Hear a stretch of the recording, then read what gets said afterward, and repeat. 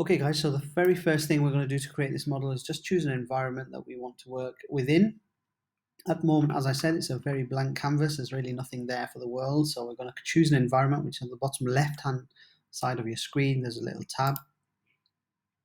There are some preset filters. We're not going to use those for this one. We're just going to go straight into edit. And then you can see if we select environments that you can choose to have surrounding your model.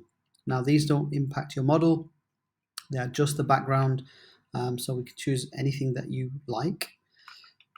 In this case, I'm just going to choose a model of a city, and there you go.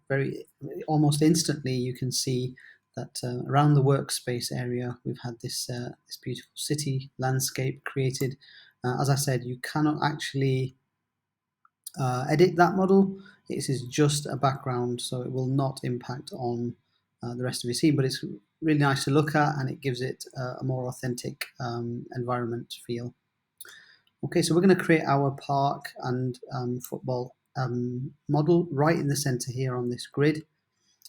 So we're going to get started with that now.